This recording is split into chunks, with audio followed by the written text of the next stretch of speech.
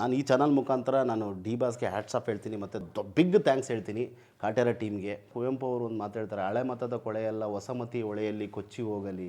ನಾನು ಯಾವತ್ತೂ ಹೇಳ್ತಾ ಇರ್ತೀನಿ, ಅಂಬೇಡ್ಕರ್ ನನಗೆ ಚಕ್ರವರ್ತಿ ಆದರೆ ಕುವೆಂಪು ನನಗೆ ಮುಖ್ಯಮಂತ್ರಿ, ಪೂರ್ಣಚಂದ್ರ ತೇಜಸ್ವಿ ಗೃಹ ಮಂತ್ರಿ ಅಂತೀನಿ ನನ್ನ ಆತ್ಮಕ್ಕೆ. ಕಮರ್ಷಿಯಲ್ ಸಿನಿಮಾ, ಕಮರ್ಷಿಯಲ್ ಪಾತ್ರಗಳು ಮಾಡಿದ್ದೆ, ಬಟ್ ಇದೊಂದು ಡಿಫ್ರೆಂಟ್ ರೋಲ್ ಆ್ಯಕ್ಚುಲಿ ನನ್ನ ಕೆರಿಯರಲ್ಲಿ. ಸರ್ವ ಜನಾಂಗದ ಶಾಂತಿಯ ತೋಟ ಅಂತ ಕರೀತಾರೆ. ತೋಟ ಅಂತ ಯಾಕೆ ಕರೀತಾರೆ ಅಂದರೆ, ಬಟ್ ಭೂಮಿ ಮೇಲೆ ಜಾತಿಗೋಸ್ಕರ ಒಡೆದಾಡೋ ಒಂದೇ ಪ್ರಾಣಿ ಮನುಷ್ಯ ಪ್ರಾಣಿ. ನೀನೊಂದು ಚರಂಡಿ ಒಳಗಡೆ ಪ್ಲಾಸ್ಟಿಕ್ ಹಾಕ್ತಾ ಇದ್ರೆ ನಿನ್ನ ಮನೆ ಒಳಗಡೆ ನೀರು ಬರೋದು. ಬಟ್ ಆ ರೋಗಿನ 3 ಜನ ಹತ್ತಿ ತುಳಿತಾರೆ ಅಂದರೆ ಸಮಾಜದ ವ್ಯವಸ್ಥೆ. ಧೈರ್ಯಂ ಸರ್ವತ್ರ ಸದಾ ಹೀರೋ ಇದ್ದಾರಲ್ಲ, ಅವನ ಜೊತೆ ಒಂದು ಸಿನಿಮಾ ಶುರು ಮಾಡ್ತೀನಿ. ಕೊರೋನಾ ಬಂದ್ಬಿಡುತ್ತೆ. ಏನೋ ಮಾಡತ್ತಮ್ಮ ಈ ಸಿನಿಮಾ, 100% ಏನೋ ಒಂದು ಮಾಡುತ್ತೆ ಅಂತ ಅನ್ನಿಸ್ತಾ ಇದೆ ಈ ಸಿನಿಮಾ. ಖಂಡಿತ ನಿಂಗೊಂದು ಒಳ್ಳೆ ಬ್ರೇಕ್ ಆಗ್ಬೋದು ಸಿನಿಮಾ ಅಂತ ತುಂಬ ಜನ ಹೇಳಿದ್ದಾರೆ ನೋಡಿ. ಕನ್ನಡ ಪಿಕ್ಚರ್ ಅರ್ಪಿಸುವ ಧೈರ್ಯಂ ಸರ್ವತ್ರ ಸಾಧನಂನ ಮತ್ತೊಂದು ಸಂಚಿಕೆಗೆ ಸ್ವಾಗತ. ಈ ಸಂಚಿಕೆಯಲ್ಲಿ ಚಿತ್ರದ ನಿರ್ದೇಶಕರು AR ಸಾಯಿರಾಮ್ ಅವರಿದ್ದಾರೆ. ಸರ್, ಕಾರ್ಯಕ್ರಮಕ್ಕೆ ಸ್ವಾಗತ. ಸರ್ ನಮಸ್ತೆ. ಆ್ಯಂಡ್ ನಮ್ಮ ಕನ್ನಡದ ಹೆಮ್ಮೆಯ ನಟ, ನನ್ನ ಆತ್ಮೀಯ ಸ್ನೇಹಿತ, ಫಸ್ಟ್ ಟೈಮ್ ಇಂಟರ್ವ್ಯೂ ಮಾಡ್ತಾ ಇದ್ದೀನಿ, ವರ್ಧನ್ ಇವರ ಫ್ಯಾಂಟಾಸ್ಟಿಕ್ ಆ್ಯಕ್ಟರ್. ನಾನು ತುಂಬ ಹೃದಯ ಶ್ರೀಮಂತಿಕೆ ಮಾತು ಹೇಳ್ತೀನಿ. Thank you sir, thank you. ಅಂದರೆ ಧೈರ್ಯಂ ಸರ್ವತ್ರ ಸಾಧನಂ ಸೆಟ್ ಇಂಟರ್ವ್ಯೂಲ್ಲಿ ಅಪೂರ್ವ ಸಂಗಮ. ಎಕ್ಸಾಕ್ಟ್ಲಿ. ಸುಮಾರು ಸಲ ಭೇಟಿ ಆಗ್ತಿರ್ತೀವಿ, ಬಟ್ ಮಾತಾಡೋಂಥ ಅವಕಾಶ ಇರಲಿಲ್ಲ. ಬಟ್ ಧೈರ್ಯಂ ಸರ್ವತ್ರ ಸಾಧನ ಮೂಲಕ AR ಸಾಯಿರಾಮ್ ಅವರು ಅವಕಾಶ ಕೊಟ್ಟಿದ್ದಾರೆ.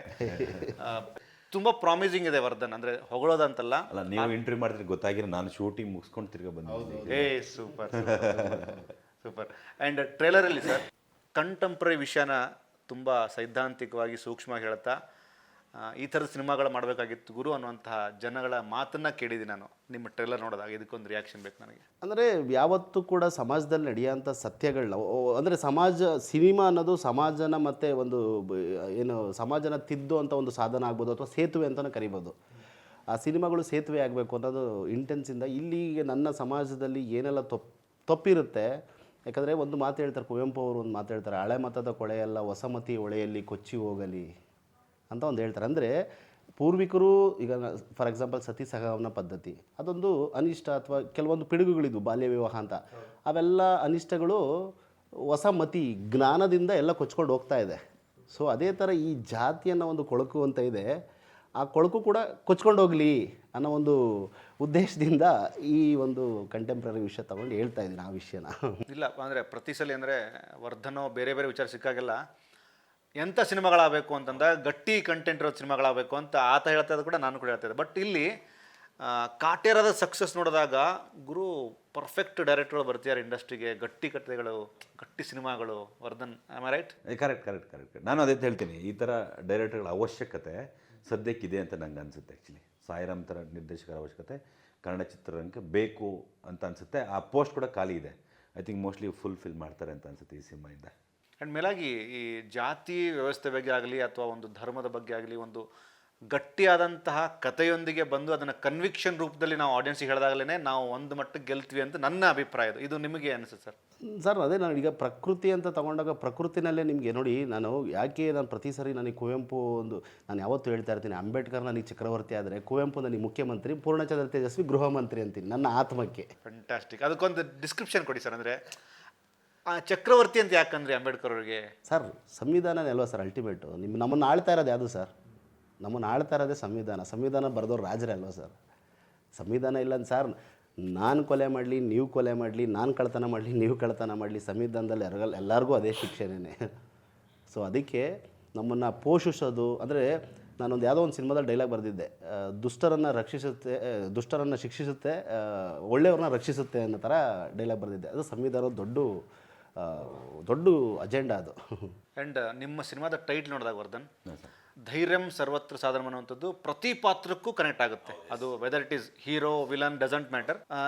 ನಿಮ್ಮ ಕ್ಲಿಪ್ಪಿಂಗ್ಗಳು ತುಂಬ ಚಿಕ್ಕ ಕ್ಲಿಪ್ಪಿಂಗ್ಗಳಾದ್ರೂ ಏನೋ ಬೇರೆ ಥರದ್ದು ಒಂದು ಬೆಂಚ್ ಮಾರ್ಕ್ ಆಗುತ್ತೆ ಅಂತ ನನಗೆ ಅನಿಸ್ತಿದೆ. ನಿಮ್ಮ ಪಾತ್ರದ ಬಗ್ಗೆ ಹೇಳಿ. ಎಸ್, ನನಗೆ ಆ್ಯಕ್ಚುಲಿ ನೀವೇನು ಹೇಳೋದು ಧೈರ್ಯಂ ಸರ್ವತ್ರ ಸಾಧನ ಅಂತೇಳಿ, ನೆಗೆಟಿವ್ ಆರ್ ಪಾಸಿಟಿವ್, ನೀವು ಒಬ್ಬನ ಕೊಲೆ ಮಾಡೋಕ್ಕೂ ಧೈರ್ಯನೇ ಬೇಕು ಅಲ್ವಾ? ಅದನ್ನು ಅವ್ನು ತಪ್ಪೇ ಮಾಡ್ತಿರೋದು, ಬಟ್ ಅದಕ್ಕೊಂದು ಧೈರ್ಯ ಬೇಕಲ್ವಾ? ಅಥವಾ ನಾವೇನು ಹಿಡಿದು ಒಳಗಾಗ್ತಾರೋ, ಯಾರೋ ಕೊಲೆಗಾರನ ಹಿಡಿತಾರೋ, ಏನೋ ಒಂದಾಗುತ್ತೆ, ಅದಕ್ಕೂ ಧೈರ್ಯ ಬೇಕು. ಅಥವಾ ಜೀವನದಲ್ಲಿ ಏನಾದ್ರು ಮಾಡೋಕ್ಕೆ ಹೊರಡ್ತೀನಿ, ನಾವೀಗ ಹಳ್ಳಿಯಿಂದ ಬಂದು ಹುಡುಗರಾಗಿ ಐ ಥಿಂಕ್ ಇಲ್ಲಿಯವರು ಬಂದು ನಿಂತಿದ್ದೀವಿ ಅಂತ ಹೇಳಿದ್ರೆ ಮೋಸ್ಟ್ಲಿ ಧೈರ್ಯನೇ ಅಂತ ಅನಿಸುತ್ತೆ. ನಾನು ಈ ಸಿನಿಮಾದಲ್ಲಿ ಮಾಡಿರೋ ಪಾತ್ರ ಏನಿದೆಯೋ, ಸಮಾಜದ ವ್ಯವಸ್ಥೆಯನ್ನು ತನ್ನ ಕೈಯಲ್ಲಿ ಕಪಿ ಮುಷ್ಟಿಲಿ ಹಿಡ್ಕೊಳ್ಳೋವಂಥ ಒಂದು ಪಾತ್ರ. ಆ್ಯಕ್ಚುಲಿ ಅದಕ್ಕೂ ಒಂದು ಧೈರ್ಯ ಬೇಕಲ್ಲ. ಹಂಗೆ ಸುಮ್ಮನೆ ಹಿಡ್ಕೊಂಡ ತಕ್ಷಣ ಯಾರೋ ಸುಮ್ಮನೆ ಬಿಟ್ಬಿಡ್ತಾರಾ? ಬಟ್ ನೆಗೆಟಿವ್ ಆದರೂ ಅದು ನೆಗೆಟಿವ್ ಧೈರ್ಯನಾದ್ರು ಬೇಕು ಅವನಿಗೆ ಆ್ಯಕ್ಚುಲಿ. ಸೊ ಆ ಥರದೊಂದು ಪಾತ್ರ ಆ್ಯಕ್ಚುಲಿ. ಅದ್ರ ಮೇಲೆ ಒಂದಷ್ಟು ಐ ಥಿಂಕ್ ನನ್ನ ಕೆರಿಯರಲ್ಲಿ ಒಂದು ಬೇರೆ ಬೇರೆ ನೆಗೆಟಿವ್ ರೋಲ್ ಮಾಡಿದ್ದೀನಿ. ಬಟ್ ಇದೊಂದು ಬೇರೆ ಥರದ ಪಾತ್ರ, ಒಂದು ವಿಲೇಜು ಅದೇ ಅನ್ನಲ್ಲ, ಸಮಾಜದ ವ್ಯವಸ್ಥೆನ ಕಪಿಮುಷ್ಟಿ ಹಿಡ್ಕೊಂಡು ಪಾತ್ರನ ಯಾವತ್ತೂ ಮಾಡಿರಲಿಲ್ಲ.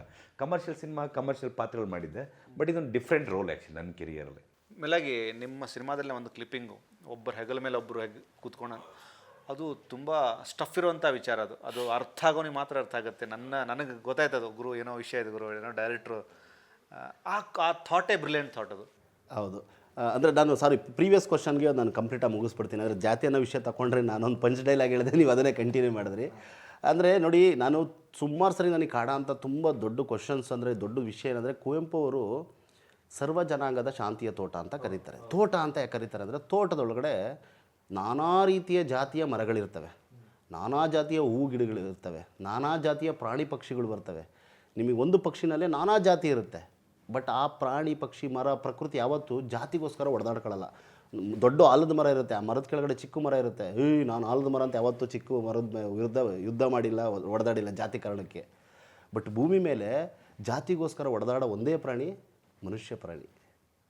ಸೊ ಆ ಮನುಷ್ಯ ಪ್ರಾಣಿಗೆ ನಾನು ಹೇಳ್ತಾ ಇದ್ದೀನಿ. ಅದಕ್ಕೆ ನಾನು ಯಾವಾಗಲೂ ಹೇಳೋದು, ಪ್ರಕೃತಿ ವಿರೋಧವಾಗಿ ಹೋಗಬೇಡ. ನೀನೊಂದು ಚರಂಡಿ ಒಳಗಡೆ ಪ್ಲಾಸ್ಟಿಕ್ ಹಾಕ್ತಾ ಇದ್ರೆ ನಿಮ್ಮ ಮನೆ ಒಳಗಡೆ ನೀರು ಬರೋದು. ನೀನು ಪ್ರಕೃತಿ ವಿರುದ್ಧವಾಗಿ ಹೋಗ್ತಾ ಇದೆಯಾ, ಸ್ವಲ್ಪ ಅರ್ಥ ಮಾಡ್ಕೊ. ಯಾವತ್ತೋ ಒಂದಿನ ನಿಮ್ಮ ಮನೆ ನೀರು ನಿಂತೋಗುತ್ತೆ ಬಿಕಾಸ್ ಆಫ್ ಪ್ಲಾಸ್ಟಿಕ್ ಅಂತ. ಅರ್ಥ ಮಾಡ್ಕೊ. ಅದೇ ನಿಟ್ಟಲ್ಲಿ ನಾನು ಹೇಳ್ತಾ ಇರೋದು, ಸಮಾಜದ ವ್ಯವಸ್ಥೆಯಲ್ಲಿ ಅಂದರೆ ಯೋಚನೆ ಮಾಡಬೇಕು. ಈಗ ಇಂಜೆಕ್ಷನ್ನು ಎಲ್ಲರಿಗೂ ಕೊಡೋಕ್ಕಾಗಲ್ಲ, ರೋಗಿಗೆ ಮಾತ್ರನೇ ಇಂಜೆಕ್ಷನ್ ಕೊಡಬೇಕು. ಬಟ್ ಆ ರೋಗಿನ 3 ಜನ ಹತ್ತಿ ತುಳಿತಾರೆ ಅಂದರೆ ಸಮಾಜದ ವ್ಯವಸ್ಥೆ ಅಲ್ಲ. ವರ್ಧನ್ ಸರ್ ಮಾತಲ್ಲಿ ಡೈರೆಕ್ಟ್ರು ಕಮ್ ಡಾಕ್ಟ್ರು. ಹೌದು, ಇಬ್ಬರು ಇದ್ದಾರೆ. ಇಬ್ಬರು ಇದ್ದಾರೆ ಅಲ್ವಾ? ಅಂದರೆ ಯಾರಿಗೆ ಅನಾರೋಗ್ಯದಿಂದ ಬಳಲ್ತಾ ಇರ್ತಾರೆ ಅವರಿಗೆ ನಾವು ಚಿಕಿತ್ಸೆ ಕೊಡಲೇಬೇಕಾಗತ್ತೆ. ಆ ಚಿಕಿತ್ಸೆ ಕೊಡೋರ ಮೇಲೆ ಡಾಕ್ಟ್ರುಗಳು ನಿಂತ್ಕೊಂಡ್ರೆ ಕಷ್ಟ ಆಗುತ್ತೆ. ಸಮಾಜದಲ್ಲಿರೋಂಥ ಇತರೆ ಬಲಿತ ಜನರೇ ಡಾಕ್ಟ್ರುಗಳು. ಆ್ಯಕ್ಚುಲಿ ತುಳಿತಕ್ಕೊಳಗಾಗದರೆ ರೋಗಿ. ಅವರೇ ಅವ್ರನ್ನ ಇಳಿದು ಬಂದು, ಬಾ ಇಲ್ಲ ನಾನು ನಿಂತ್ಕೊಳ್ಳಲ್ಲ ಎದೋಳು ಅಂತ ಸಮಾನವಾಗಿ ನಿಲ್ಲಿಸ್ಕೋಬೇಕು. ಅಲ್ಲ, ಸಿಂಬಾಲಿಕ್ ಆಗಿ ತುಂಬ ಚೆನ್ನಾಗಿ ಕನೆಕ್ಟ್ ಮಾಡಿರೋದು. ಬೇರೆ ಬೇರೆ ಏನೇನು ಇದೆ ಸರ್ ವಿಷಯಗಳಿದೆ, ಆ ಥರ ವಿಷಯಗಳೆಲ್ಲ ಇದೆ. ಆ್ಯಂಡ್ ಇನ್ನೊಂದು ಪ್ಲಸ್ ಪಾಯಿಂಟ್ ಅಂದರೆ, ಮೊನ್ನೆ ಕಾಟೇರಾದ ಸಕ್ಸಸ್ ಆದ ನಂತರ ತರುಣವ್ರು ಹೇಳಿದರು, ನಮ್ಮಲ್ಲಿರುವಂತಹ ಗಟ್ಟಿ ಕಥೆಗಳು ಸಿನಿಮಾವಾಗಿ ಎಷ್ಟು ಹೆಚ್ಚು ಬರ್ತಾವೋ ಅಷ್ಟು ಸೊಸೈಟಿ ಮೇಲೆ ಒಂದು ಇಂಪ್ಯಾಕ್ಟ್ ಕ್ರಿಯೇಟ್ ಆಗುತ್ತೆ, ಒಂದಷ್ಟು ಜನ ತಿದ್ದುಕೋತಾರೆ. ಆ ಥರದ ತಿಳುವಳಿಕೆಯನ್ನು ನಾವು ನಿರ್ದೇಶಕರು ಕೊಡಬೇಕು ಅಂತಂದರು. ಆ ನಿಟ್ಟಿನಲ್ಲಿ ನಿಮ್ಮ ಪ್ರಯತ್ನ ಒಂದು ಲೇಯರ್ಲಿ ಬಂದಿದೆ ಅಂತ ನನಗೆ ಅನಿಸ್ತಿದೆ, ಈ ಒಂದು ಪ್ರಯತ್ನ. ಸರ್ ಖಂಡಿತವಾಗಿಯೂ ಅದೇ ನಾನು ಫಸ್ಟ್ ಹೇಳ್ದಂಗೆ, ಸಿನಿಮಾ ಅನ್ನೋದು ಒಂದು ಸಮಾಜ ತಿದ್ದುವಂಥ ಒಂದು ಸಾಧನ ಅಂತಾನೆ ಅಣ್ಣವ್ರು ಹೇಳ್ತಾರೆ. ಅಣ್ಣವ್ರ ಮಾತನ್ನ ನಾನು ಇಲ್ಲಿ ಮತ್ತೆ ಕೋಟ್ ಮಾಡ್ತೀನಿ. ನನ್ನ ಸಿನಿಮಾ ಮುಖಾಂತರ ಏನೋ ಒಂದು ವಿಷಯನ ತೊಗೊಂಡು ಹೋಗಲೇಬೇಕು. ಇಲ್ಲ ಇದು ಹೌದು, ಇದು ತಪ್ಪು ಅನ್ನಿಸ್ತಾ ಇದೆ, ಇದು ನಾವು ಮಾಡಬಾರ್ದು. ಈಗ ನೀವು ಒಬ್ಬರ ಮೇಲೆ ಒಬ್ಬರು ನಿಂತಿದ್ದಾರೆ ಅಂದಾಗ ನೋಡಿದವ್ರಿಗೆ ಯಾಕೆ ಹಂಗೆ ನಿಂತಿದ್ದಾರೆ, ನಿಲ್ಲಬಾರ್ದು, ತಪ್ಪು ಅಂತ ಅನಿಸುತ್ತೆ. ಆ ತಪ್ಪು ಅಂತ ಅವ್ರಿಗೆ ಅನಿಸಿದರೆ ನಾನು ಸಕ್ಸಸ್ ಅಂತ. ಆ ನಿಟ್ಟಲ್ಲಿ ನಾನು ಅದನ್ನು ಅಡ್ರೆಸ್ ಮಾಡ್ತಾ ಹೋಗ್ತೀನಿ ಆ ವಿಚಾರನ. ಮೇಲಾಗಿ ರೊಮ್ಯಾಂಟಿಕ್ ಸಿನಿಮಾಗಳು, ಆ್ಯಕ್ಷನ್ ಸಿನಿಮಾಗಳು, ಸಸ್ಪೆನ್ಸ್ ಥ್ರಿಲ್ಲರ್ ಸಿನಿಮಾಗಳು, ಆ ಥರದ ಜಾನಗಳ ಮಧ್ಯೆ ತುಂಬ ವಿಭಿನ್ನವಾದಂತಹ ಪ್ರಯತ್ನದೊಂದಿಗೆ ಬರ್ತಿದ್ರಿ. ಇದೇ ಥರದ ಪ್ರಯತ್ನ ಮಾಡ್ಬೇಕಂತ ಅನಿಸಿದ್ದು ಯಾಕೆ? ಎನಿ ಸ್ಟ್ರೈಕಿಂಗ್ ಪಾಯಿಂಟ್ ನಿಮ್ಮ ಲೈಫಲ್ಲಿ? ಸರ್ ಆ್ಯಕ್ಚುಲಿ ಧೈರ್ಯಂ ಸರ್ವತ್ರ ಸಾಧಾರಣ ಬಂದು ಒಂದು ನಿಜವಾಗ್ಲೂ ನಡೆದ ಒಂದು ಘಟನೆ ಆಧಾರಿತವಾದಂಥ ಒಂದು ಸಿನಿಮಾ. ಅಂದರೆ 1964 ಕಾಲಘಟ್ಟದಲ್ಲಿ ಒಂದು ನಮ್ಮ ಊರಿನ ಅಕ್ಕಪಕ್ಕ ನಡೆಯೋಂಥ ಒಂದು ಕತೆ ಇದು.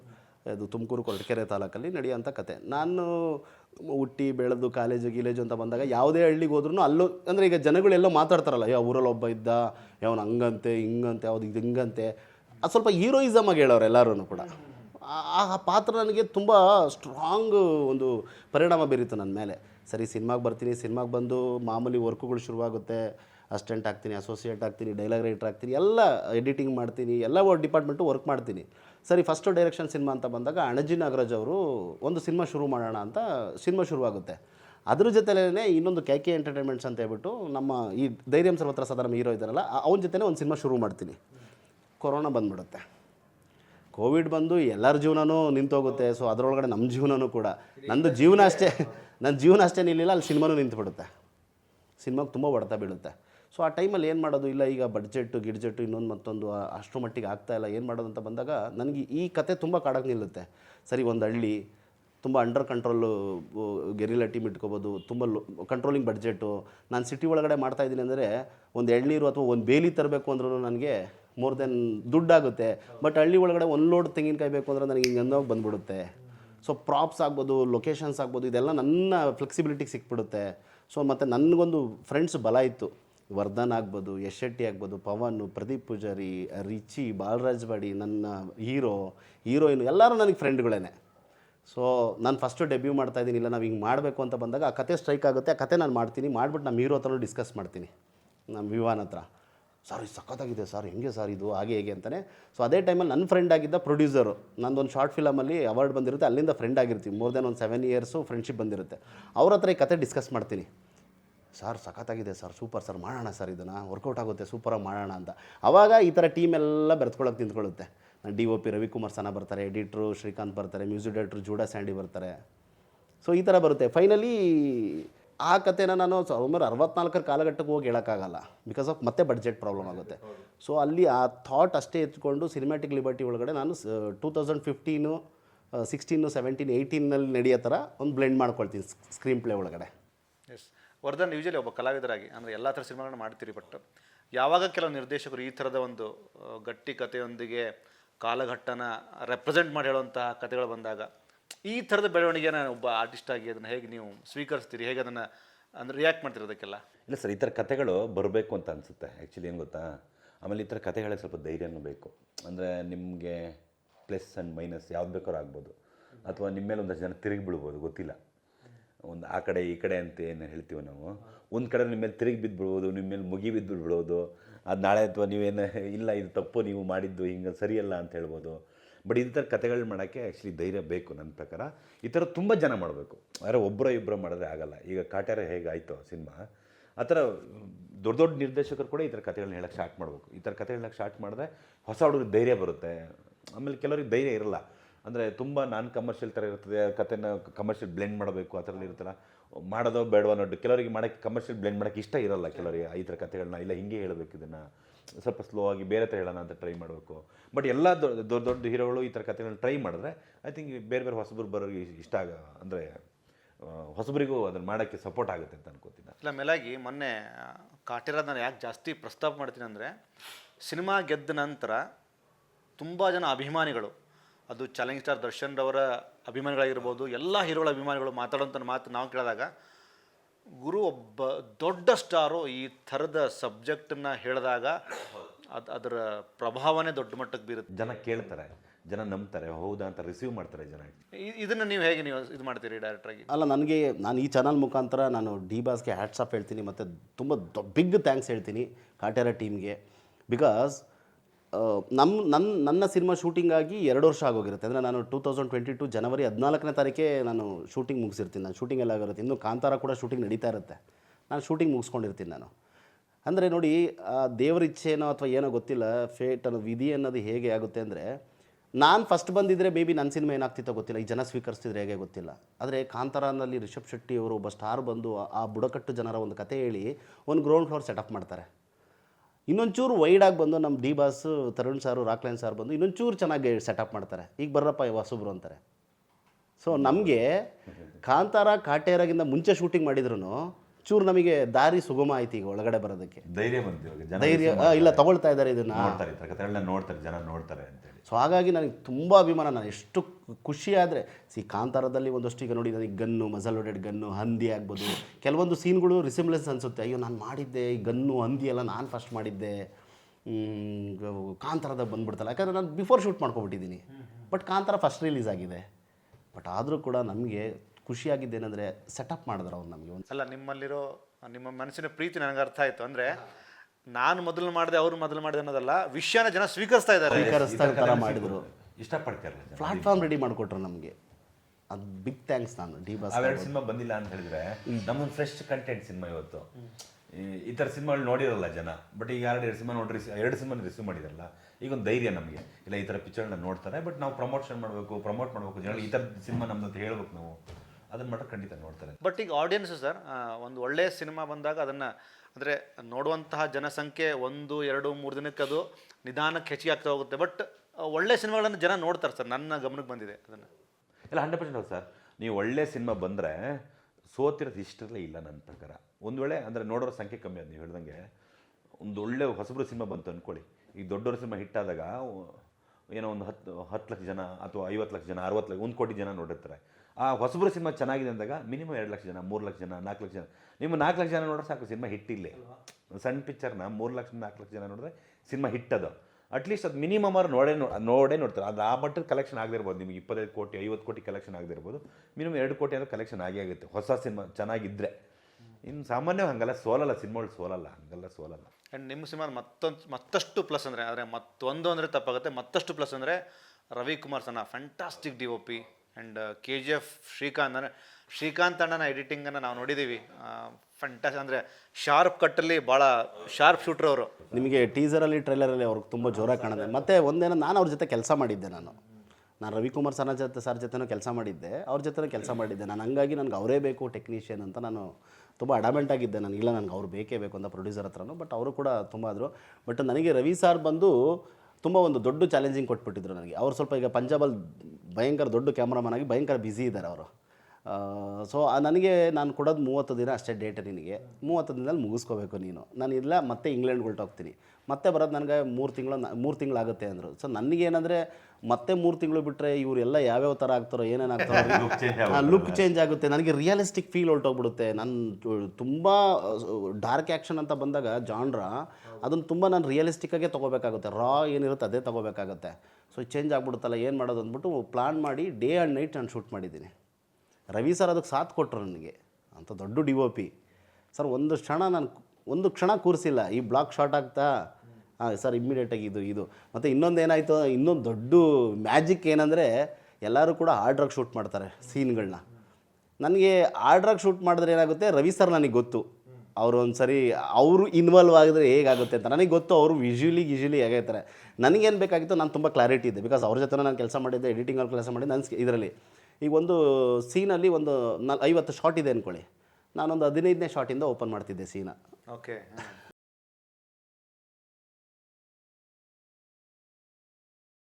ಇದರ ಹಿಂದಿನ ಸಂಚಿಕೆಯಲ್ಲಿ ನಮಗೆ ನಾಯಕ ಮತ್ತು ನಾಯಕಿ ಇದರ ಬಗ್ಗೆ ತುಂಬ ಸವಿಸ್ತಾರವಾಗಿ ಹೇಳಿದ್ದಾರೆ. ಸಖತ್ತು ನೆನಪಿನ ಶಕ್ತಿ, ಸಖತ್ತು ಬ್ರಿಲಿಯಂಟು ನಮ್ಮ. ಹೌದು, ಅಂದರೆ ನನಗೆ ಅಷ್ಟು ನಾನು ತುಂಬ ಕ್ಲಾರಿಟಿ ಆಗಿರೋಕ್ಕೆ ಇಷ್ಟಪಡ್ತೀನಿ. ಅಂದರೆ ಕತ್ಲಲ್ಲಿ ನಾನು ಬೆಂಕಿಪಟ್ಟಣ ಹುಡ್ಕೋಕ್ಕೆ ಹೋಗಲ್ಲ. ಗುರು ಸಕ್ಕಡೆ ಅಲ್ಲ ಗುರು.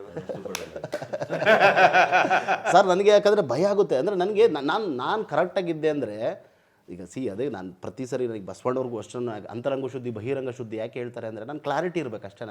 ನಾನು ಯಾರೆದ್ರಿಗೆ ನಿಂತ್ಕೊಳ್ಬೇಕಾದ್ರೂ ಮಾತಾಡ್ತೀನಿ. ನಿಮ್ಮ ಹತ್ರ ಒಂದು ಮಾತಾಡಿ ಹೊರಗಡೆ ಒಂದು ಮಾತಾಡಿದ್ರೆ ಮತ್ತೆ ನಿಮ್ಮ ಹತ್ರ ಮಾತಾಡೋದು ಭಯ ಆಗ್ತಾ ಇರುತ್ತೆ, ನನಗೆ ಕ್ಲಾರಿಟಿ ಇರಲ್ಲ. ಸೊ ನಾನು ಸ್ಕ್ರಿಪ್ಟಲ್ಲಿ ತುಂಬ ಕ್ಲಾರಿಟಿ ಇದ್ದೆ. ಸೊ ಆ ನಿಟ್ಟಲ್ಲಿ ನಾನು ತೊಗೊಂಡೋದೆ. ಸರ್ ಟ್ರಸ್ಟ್ ಮೀ, ನಾನು ಇವತ್ತು ರವಿ ಸರ್ಗೆ ಅವ್ರ ಕಾಲಿಗೆ ಬೀಳೋಕ್ಕೂ ನಾನು ರೆಡಿ. ಯಾಕೆ ಅಂದರೆ ಅಂಥ ದೊಡ್ಡ DOP ಸರ್. ನಾನು ಏನೇನಲ್ಲ, ನನ್ನ ಫಸ್ಟ್ ಸಿನಿಮಾ ಅದು ಸರ್. ಒಂದು ಕ್ಷಣ ಬಿಡುವಿರ್ತಿರಲ್ಲ ಸರ್. ಓ ಏನ್ರಿ ನನಗೆ ಲೆನ್ಸ್ ಹೇಳ್ತೀರಾ ಫ್ರೇಮ್ ಹೇಳ್ತೀರಾ ಅಂತ ಅವರು ಸರ್ ಅವರು. ಹಾಂ ಓಕೆ, ಏನು ಯಾರಿರಲಿ ಈ ಫ್ರೇಮ್ಗೆ ಯಾರೋ ಮುಗಿದು ಓಕೆ ಈ ಫ್ರೇಮ್ಗೆ ಯಾರೋ ಹಿಂಗೆ ಮಾಡೋರು, ಆ ಥರ ಮಾಡೋರು. ಇಲ್ಲ ಮೇಲಾಗಿ ದೊಡ್ಡ ಮಟ್ಟದ ರಿಸ್ಕು, ದೊಡ್ಡ ಮಟ್ಟದ ಪ್ಲಸ್ ಅದು. ಅಂದರೆ ಪ್ರತಿಯೊಬ್ಬ ಟೆಕ್ನಿಷಿಯನ್ ಸರ್ ನನ್ನ ಬ್ಯಾಕ್ ಬೋನ್ ಅನ್ಕೋಬೋದು ಶೂಟಿಂಗ್ ಟೈಮಲ್ಲಿ. ಆ್ಯಂಡ್ ಈ ಥರದ ಪ್ರಯತ್ನಗಳಾದಾಗ ಯೂಶಲಿ ವರ್ಧನ್ಗಾಯ್ತು ನಿಮಗಾಯ್ತು ಒಂದಷ್ಟು ಜನ ಕರೆಗಳು ಮಾಡ್ತಿರ್ತಾರೆ, ನಿಮ್ಮ ಸ್ನೇಹಿತರು. ಇಲ್ಲ ನಂಗೆ ತುಂಬ ಜನ, ಮಗ ಏನೋ ಬೇರೆ ಥರ ಇದೆ ಕಣೋ ಅಂತ ಆಫ್ಟರ್ ಟ್ರೈಲರ್ ರಿಲೀಸ್ ಆದ ನಂತರ ಅಲ್ವಾ? ಇಲ್ಲ ನಂಗೆ ಟೀಸರ್ ಫಸ್ಟ್ ಬಿಗಿನಿಂಗ್ ಬಂತಲ್ಲ, ನಾವು ಅದನ್ನು ಶಾರ್ಟ್ ಬಿಟ್ಟಿದ್ವಿ ಎಲ್ಲರೂ ಒಬ್ರ ಮೇಲೆ ಪ್ರದೀಪ್, ನಾನು, ರಾಮು ಹೀರೋ ಕಡೆ ಮಲಗಿದ್ರು. ಆ ಶಾರ್ಟ್ ಮಾಡೋದು ಸುಮಾರು ಜನ ಫೋನ್ ಮಾಡೋರು, ಅದು ಹೆಂಗೆ ಶೂಟ್ ಮಾಡಿದ್ರಿ, ಅದು ಹೆಂಗೆ ಶೂಟ್ ಮಾಡಿದ್ರಿ. ನಾವು CG ಏನು ಮಾಡಲಿಲ್ಲ, ಒರಿಜಿನಲ್ಗೆ ಶೂಟ್ ಮಾಡಿದ್ವಿ ಆ್ಯಕ್ಚುಲಿ. ಅದು ಹೆಂಗೆ ಶೂಟ್ ಮಾಡಿದ್ರಿ, ಏನು ಅದ್ರ ಅರ್ಥ ಏನಪ್ಪ, ಹೆಂಗೆ ಅದ್ರ ಅರ್ಥ ಏನೋ ಬುದ್ಧಿವಂತನ ಅಥವಾ ಏನೋ ಹೊಟ್ಟೆ ತುಂಬ ಏನು ನನಗೆ ಅರ್ಥ ಆಗ್ತಿಲ್ಲ, ಅಥವಾ ಏನೋ ಜಾತಿನ ಅಥವಾ ಏನೋ ಬೇರೆ ಆ ಪಕ್ಷ ಈ ಪಕ್ಷ ಕೆಳಗಡೆ ಜನನ ಏನಪ್ಪ ಇದು ಅಂತ ಕೇಳಿದ್ರು. ಸಿನಿಮಾ ನೋಡಿ, ನೀವು ಸಿನಿಮಾ ನೋಡ್ರಿ ನಿಮಗೆ ಗೊತ್ತಾಗುತ್ತೆ ಆ್ಯಕ್ಚುಲಿ. ಆಮೇಲೆ ನೀವು ರಿಸೀವ್ ಮಾಡ್ತೀರಿ, ಏನಂದು ನಿಮ್ಗೆ ಅದ್ರ ಮಜಾ ಇರುತ್ತೆ ಆ್ಯಕ್ಚುಲಿ ನೋಡಿ. ನಾವು ಶೂಟ್ ಮಾಡಿದ್ದು ಭಾಳ ಕಷ್ಟಪಟ್ಟೆ ಶೂಟ್ ಮಾಡಿದ್ದು ಆ್ಯಕ್ಚುಲಿ. ಒರಿಜಿನಲ್ ಶೂಟ್ ಮಾಡಿ ಪಾಪ ನಾನೊಂದು 80 kg, ರಾಮ್ ಒಂದು 80-90 kg, ಪ್ರದೀಪ್ ಪಾಪ ಒಂದು 50 kg ಪ್ರದೀಪ್ ಪಾಪ.